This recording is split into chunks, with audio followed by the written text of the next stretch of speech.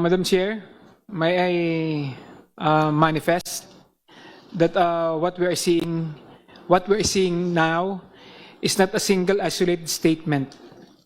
When you put everything together, the resignation as a DepEd Secretary in June 29, 2024, and the self-declaration as the designated survivor in July 11, 2024, the remarks made in October 18, 2024 press conference, the threat to the life of the President, First Lady, and former Speaker of the House in November 23, 2024, and confirming the same on November 26, 2024, it forms a pattern that cannot simply be dismissed as a casual rhetoric.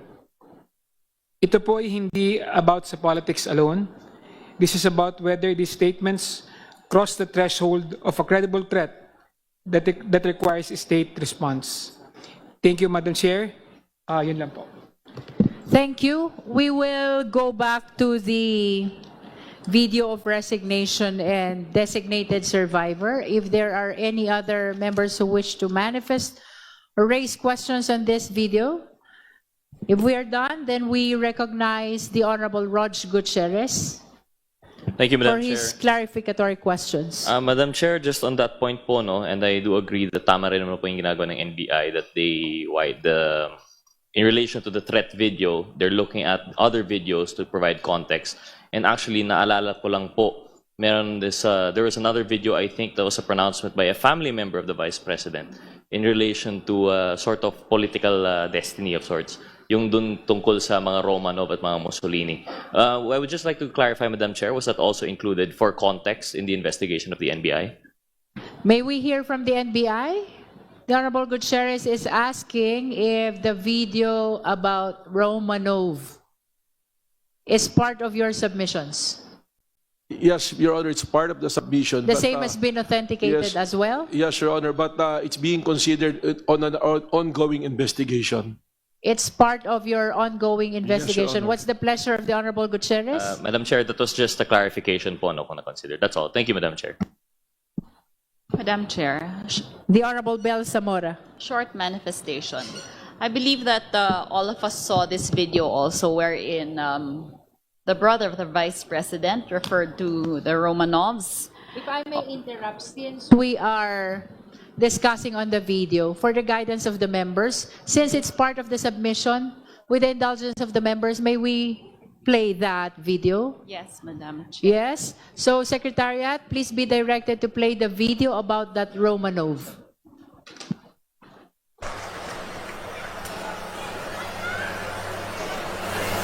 Just a simple message sa ato ang Pangulo. From now on, before you go to bed, think of the Romanovs. Think of Benito Mussolini and his wife.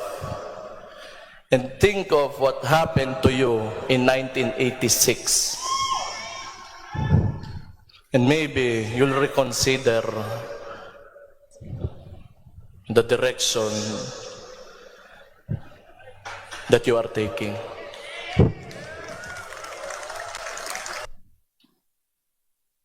Honorable Zamora. Madam Chair, I just wanted to make a brief manifestation regarding that video. Maybe I'll give a little crash course on history. The Romanovs were the ruling imperial dynasty in Russia from the 1600s to the early 1900s, Madam Chair.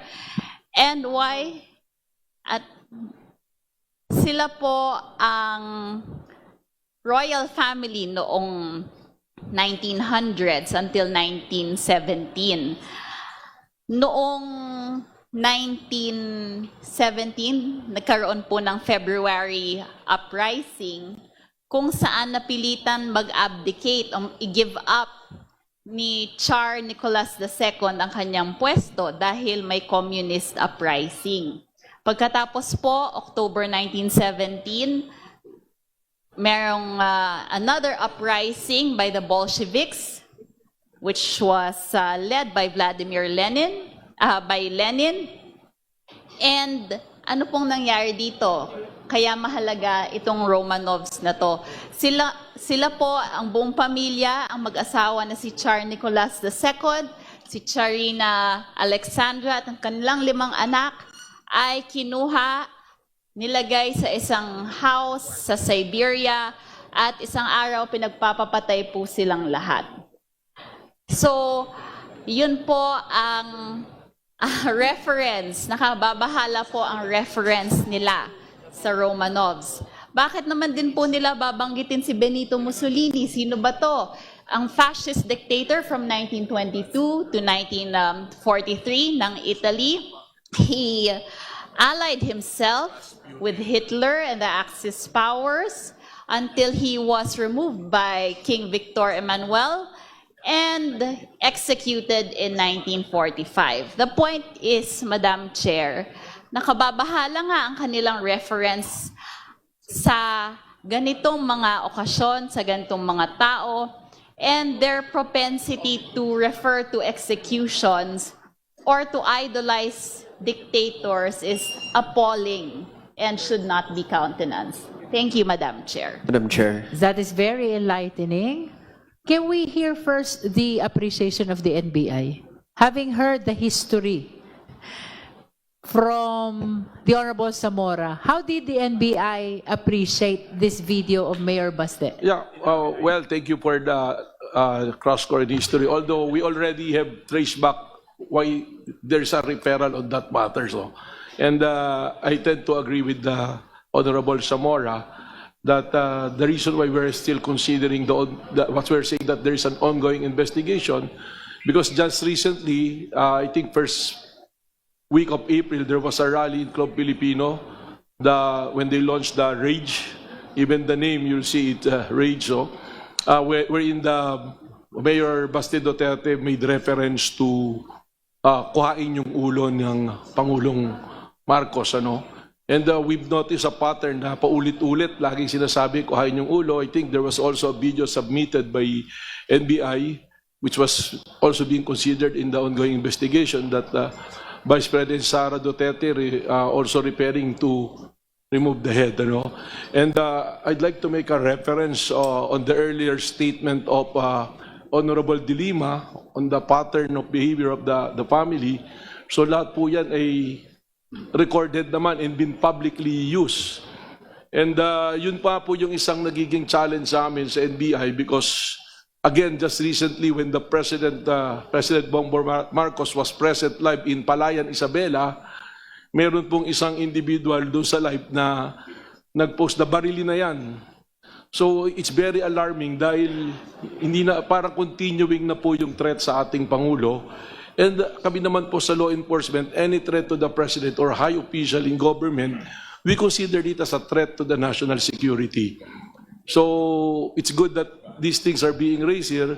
So in addition to that, I issued a memorandum circular, administrative order number 11 po, dahil sunod-sunod na nga yung mga threat po na nakikita namin sa social media, creating a task force to continue to investigate this matter. That's Administrative Order number 11. Yes, ma'am. And What do you call the task force? yung wala naman pong official name, but it's a task force to monitor all the threats to the President and to all other officials in government. Is that part of your submission also? Yes, to the ma'am. committee? Although it's not directed particularly to the Dutertes, but it's directed po to, in general, sa lahat po. But this is an offshoot because of the behavior po of the family of the. In other words, Director Matibag, the reason why you are considering all these videos, Director Matibag, is for you to be guided on whether or not threat was actually committed? As to the press conference of Vice President Duterte, it's already been established by the Bureau. It's established already. Long before I came to the Bureau, nandiyan naman po yung records, the record which speaks for itself, na the threat, the grave threat and the inciting to sedition are clear. All the elements were present, and dyan po, we're just awaiting for the decision of the prosecution, sir. May we just know for the record, because you mentioned a while ago that there is a follow-up investigation. May we know the purpose of the follow-up investigation if you have resolved already the offense of threat that was committed against the first couple and the former speaker. How about the follow-up investigation? It's an ongoing investigation po. If you recall, dun po sa video ni Vice President, sinabi niya na no joke, nag-hire na siya ng assassin. Ano po. And we're trying to identify and pinpoint the assassin. And just to let you know, we have leads already. We have some personalities that we are surveillance at sinusundan po namin.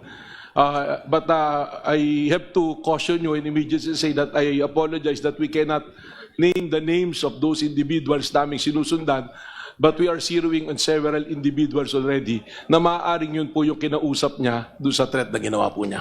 Wait, let me confirm. You said that you have leads about the assassins hired by the Vice President? Yes, ma'am. Meron po kaming leads na mukhang talagang, at yun naman po yung findings na talagang may kinausap, kaya nga po nag-file ng kaso ng grave threat at inciting to sedition. Ano po? And this is the assassin hired to kill the President, the First Lady, and the former Speaker, which we saw from her video. Yan po yung part ng aming ongoing case build-up and to solidify po kung ito yung individual talaga. If you recall, meron pong mention, it's not been denied, na meron pong itinayong Vice President Sara, parang Vice Presidential Security Group, yung sarili niyang group. So, yun na lang, in general, we're looking on those individuals in the close associates of the Vice President. Can you expound on the Vice President Security Group? What is the significance of this to your ongoing investigation? Well, meron po kasing mga na-identify dyan na still in the military service and marami rin po dyan yung no longer in the military service. Ano po. So remember, yung sinusundan po natin is the second highest ranking official of the country. So she has the network. So, kaya po kailangan nating sundang maigi at i-surveillance po yung mga nakakausap at mga kinausap po. Is it correct to say that the subject matter of your follow-up investigation is the statement of the Vice President that he has hired an assassin?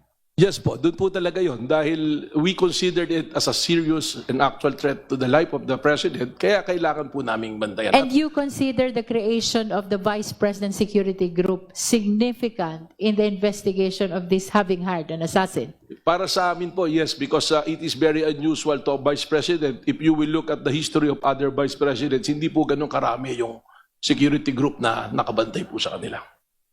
When you say hindi po ganito karami, can you give us an idea how many security does the Vice President have in comparison with those Well, who serve as Vice Presidents? I'm not sure what is the number, but during the time of Vice President Lenny, I think it's not even more than 30. Pero dito po, hundreds po yung security na tinayo po nila. You are saying that during the time of Mayor Lenny, Vice President Lenny, around 30.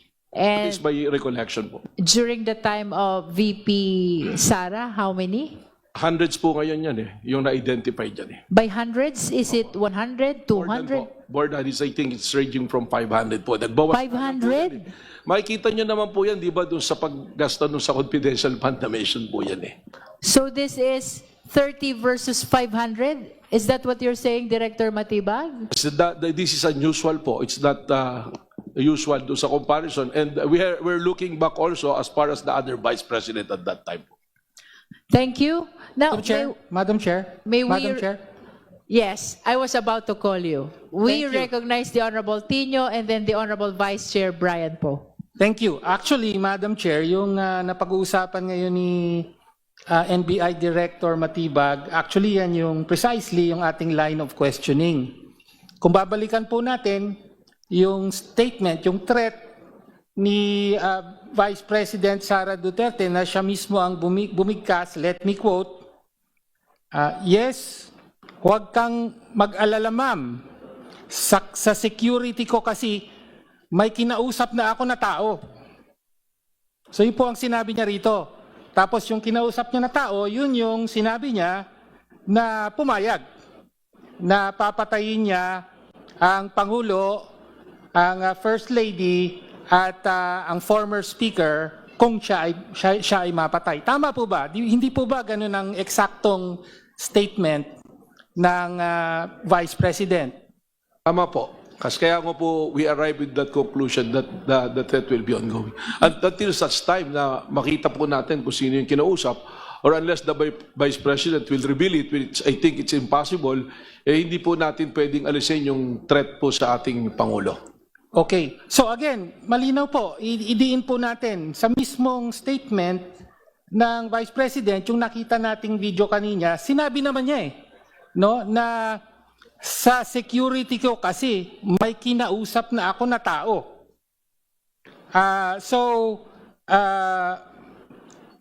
Pangalawa, and then he said yes. So dalawa po ang na-reveal dito. Una, na yung kinausap niya ay galing sa kanyang security. Pangalawa, na lalaki ito, di ba? He said yes. Tama po ba?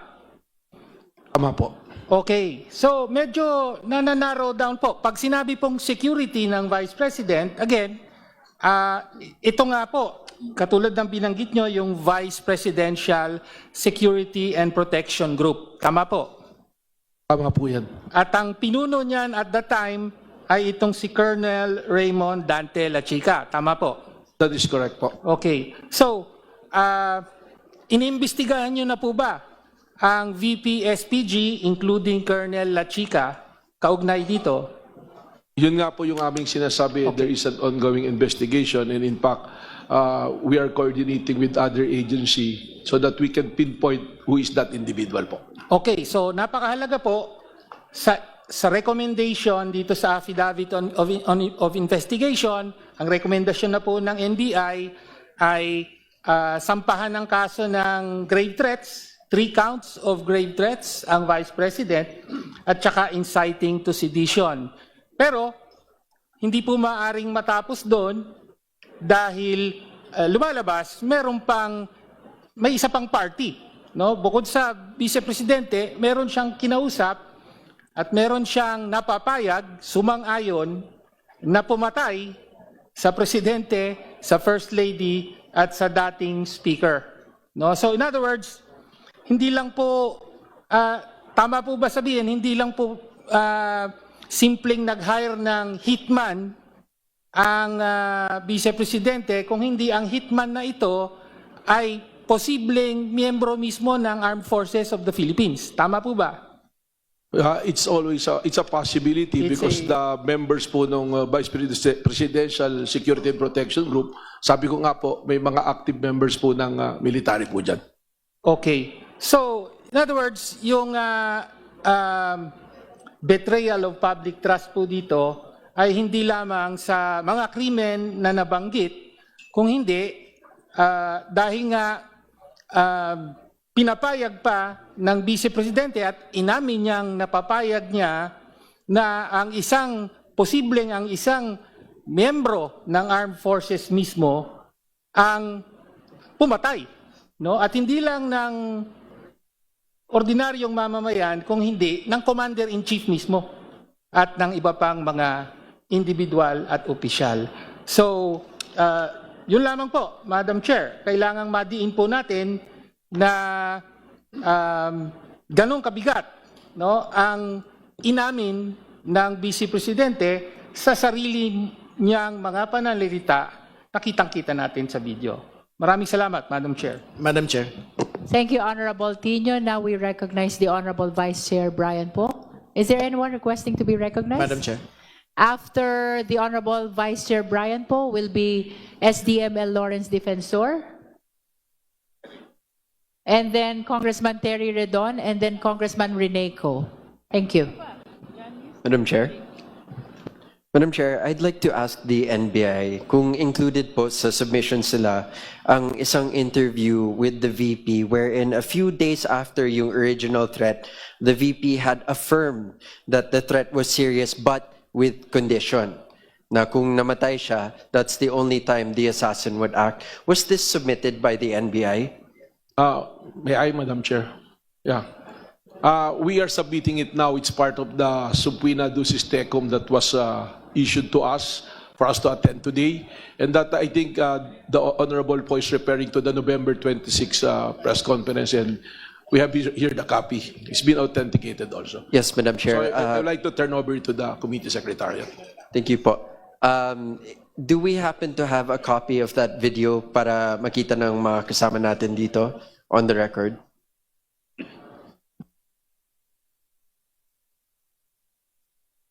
I guess while waiting, may additional na tanong po ako for NBI. Based on your affidavit of investigation, does the conditionality of a threat affect the veracity of the threat? Based on your investigation and your affidavit po? Kumbaga, is it still considered a threat kung may condition po siya?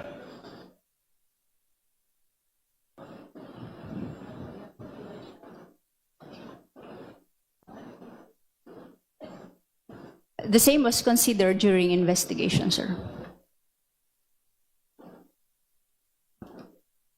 Sige po. Madam Chair? Okay, Representative Po, are we done with your clarification? Yes, Madam Chair, I just wanted to clarify those submissions, and hopefully if we could play it later for the committee, I think that would support our decision-making on whether or not there is probable cause regarding this, this threat. No? Okay, thank you very much, Representative Po.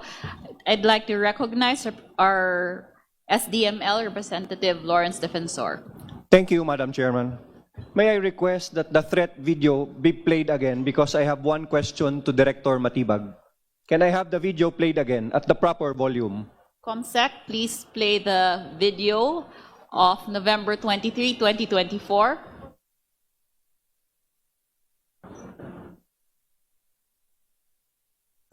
Ang ina ninyong lahat. Martin Romualdez, Lisa Marcos, Bongbong Marcos. Huwag kang mag-alala, ma'am, sa security ko. Kasi may kinausap na ako na tao. Sinabi ko sa kanya, kapag pinatay ako, patayin mo si BBM, si Lisa Araneta, at si Martin Romualdez. No joke. No joke. Nagbilin na ako, ma'am. Pag namatay ako, sabi ko, huwag ka tumigil hanggang hindi mo mapatay sila. And then he said yes. Thank you, Madam Chairman. I have one question for Director Matibag. Director Matibag, para malinawan ang mga sumusunod sa atin ngayon, ano ang res ipsa loquitur and does it apply to the video when it comes to grave threats? From my legal background, when you say reps ipsa loquitur, is the thing speaks for itself. Ibig sabihin, there's no room for interpretation, hindi mo na kailangang ipaliwanag, kundi lumalabas dito ay, yan ay, dyan na mismo, ipipick up mo na ron. And ang application nga namin, that is a threat. That is an actual threat to the President and to the wife and the former Speaker. No further questions, Madam Chairman. Thank you, SDML. Next, we recognize Representative Reneco. Thank you, Madam Chair. Madam Chair, I would just like to clarify paragraph 34 on the affidavit of investigation. This is page 14 po, kung pwede po siyang ma-flash.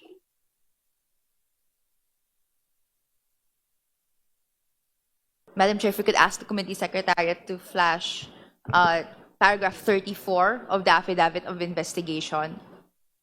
Comsec, can you please flash paragraph 34? Okay.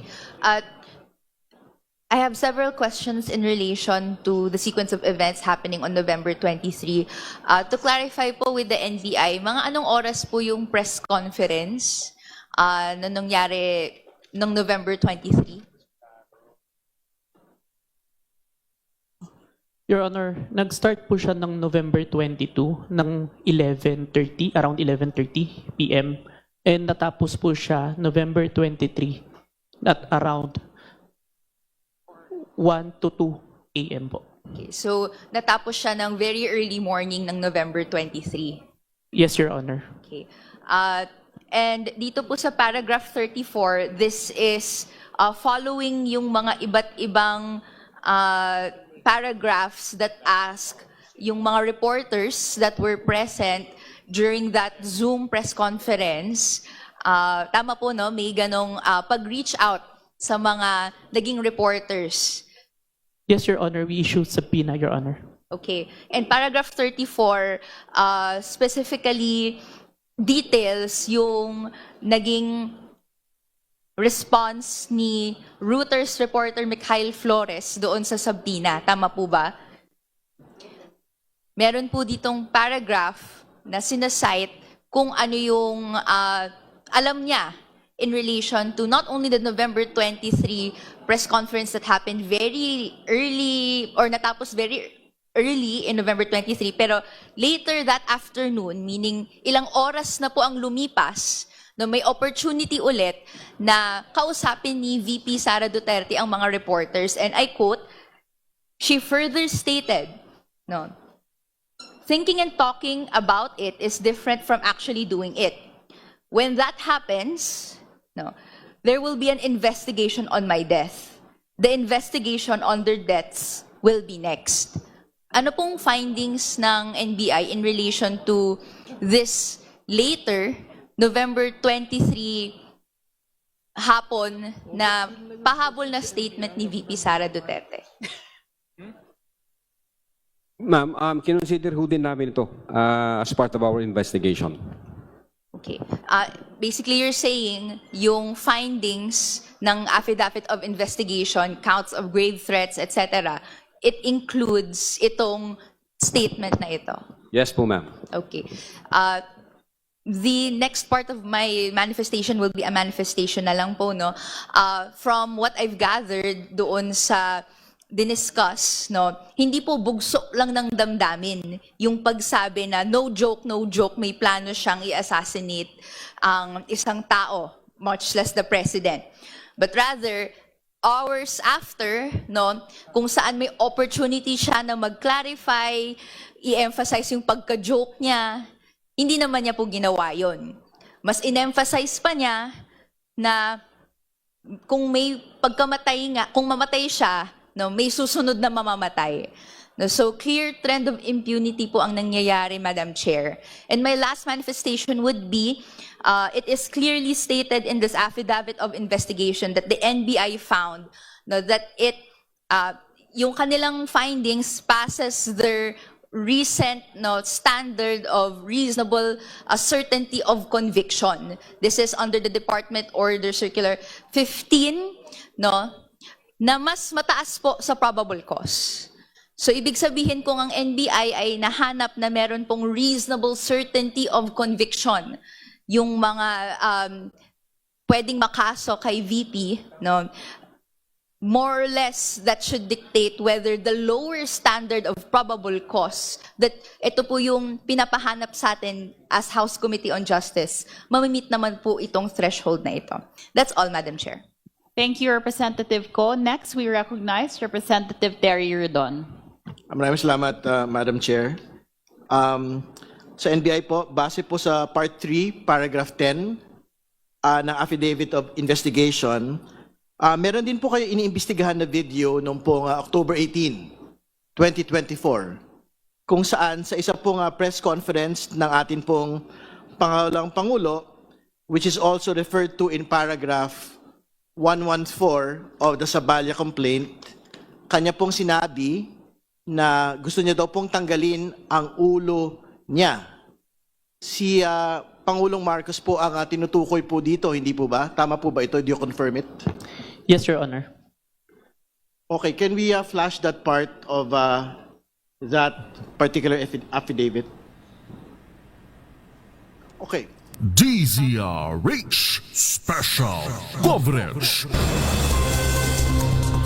Sa oras na 2:00 ng hapon ay nagpapatuloy pa rin ang huling araw ng impeachment proceedings laban kay Vice President Sara Duterte at kasalukuyan tinatalakay ang reklamo tungkol sa pagbabanta umano ni Vice President Sara Duterte sa buhay ni Pangulong Bongbong Marcos Jr., First Lady kanyang unang ginang, at kayo din kay dating House Speaker Martin Romualdez. Tinatalakay din ng mga miyembro ng House Justice Committee ang probable cause sa naturang kaso or kung merong sapat na dahilan or mayroong sapat na kwalifikasyon para ideklarang valid ang naturang reklamo laban sa pangalawang Pangulo. Mamaya ang iba pang detalye sa Rapido Hataw Balita. In the meantime, ang oras muna natin, 1 minuto, makalipas ang 2:00 ng hapon.